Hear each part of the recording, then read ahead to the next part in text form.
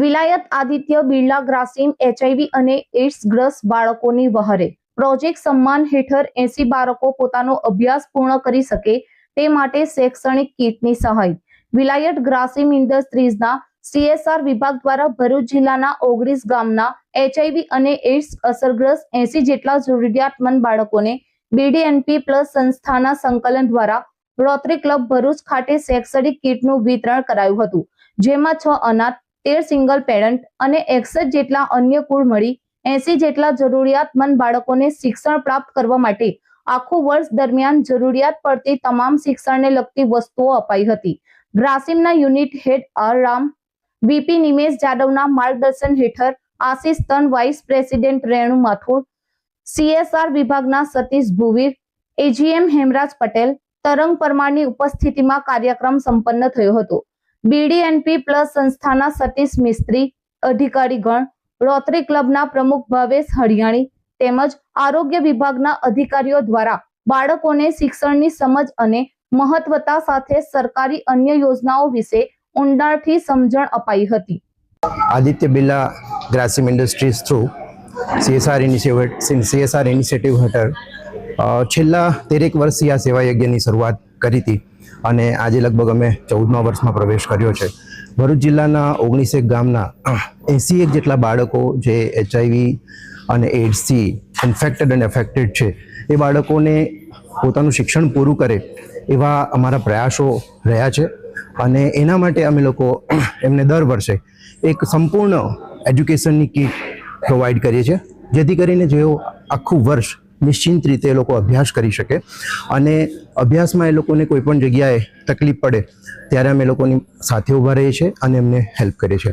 આ આખો જે અમારો CSRનો ઇનિશિયેટિવ છે અમે BDNP પ્લસ જે સંસ્થા છે ભરૂચની એની સાથે રહીને કરીએ છીએ, કેમ કે એ લોકો સાથે એસોસિએટ છે।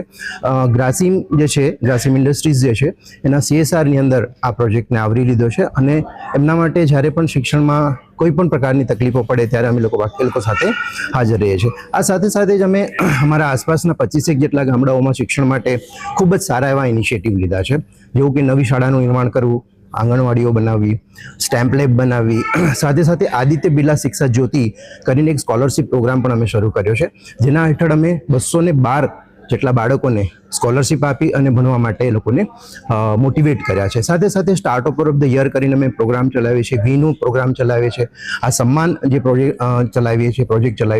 આની સાથે સાથે ઘણા બધા શિક્ષણના અમારા ઇનિશિયેટિવ છે। 14 જેટલી શાળાઓને અમે ડિજિટલ કરી છે કે જેથી કરીને જે બાળકો છે એ અર્બનની શાળાઓ જેવું શિક્ષણ લઈ શકે। તો ગામડાની શાળાઓમાં પણ અમે આવા એક પ્રયાસો અત્યારે ચાલુ કર્યા છે અને એમાં અમને ઘણી બધી સફળતાઓ મળી છે, ઘણી બધી સક્સેસ સ્ટોરીઝ પણ છે, જેના કારણે બાળકો હંમેશા મોટિવેટ થઈ અને અત્યારે અભ્યાસ કરી રહ્યા છે। કેટલીક આંગણવાડીઓ જે છે એને અમે બાલા પેઇન્ટિંગમાં પરિવર્તિત કર્યા છે, કેટલા પ્રજ્ઞા ક્લાસીસ બનાવ્યા છે, જેથી કરીને એક ઇમેજિનેશન્સ ના ભાવ સાથે બાળકો ભણી શકે। ઇન્ફ્રાસ્ટ્રક્ચરમાં પણ અમારું આદિત્ય બિરલા જે ગ્રાસિમ યુનિટ છે એનું ખૂબ મોટું યોગદાન રહ્યું છે। એ રોડ રસ્તા બનાવવાના હોય, નાલા પ્લગ બનાવવાના હોય, મિડ ડે મીલના શેડ બનાવવાના હોય, પ્રાર્થના માટેનું શેડ બનાવવાનો હોય, પરફોર્મન્સ માટેના એ લોકોને સ્ટેજ બનાવી આપવાના હોય, તો આવી ઘણી બધી પ્રવૃત્તિઓ અમે લોકો અત્યારે CSR હેઠળ કરી રહ્યા છે। આ સાથે સાથે જ અમે પર્યાવરણ માટે પણ એટલા જ કમિટમેન્ટ છે। અમે આજુબાજુના ગામમાં ગ્રાસિમ વન બનાવ્યા છે। એક જગ્યાએ અમે મિયાવાકી ફોરેસ્ટ પણ બનાવ્યું છે અને એના માટે સરકારે GSDM જે વિભાગ છે એને અમને અવોર્ડ પણ આપ્યો છે। 34,000 જેટલા ઝાડ 81 વેરાયટીના અમે 2 એકરની અંદર લગાવ્યા છે અને આજે ખૂબ સરસ એનું ડેવલપમેન્ટ થયું છે। સાથે સાથે અમે કન્વેન્શનલ મેથડથી પણ ઘણા બધા ઝાડ લગાડ્યા છે અને આજે સારું એવું પર્યાવરણમાં કોન્ટ્રીબ્યુશન્સ આપી રહ્યા છે। તો અમે એટલી જ કટિબદ્ધતાથી સમાજ માટે અને પર્યાવરણ માટે અમારું જે ગ્રાસિમ ઇન્ડસ્ટ્રીઝ છે એ CSR હેઠળ અત્યારે કામ કરી રહ્યું છે। Thank you very much.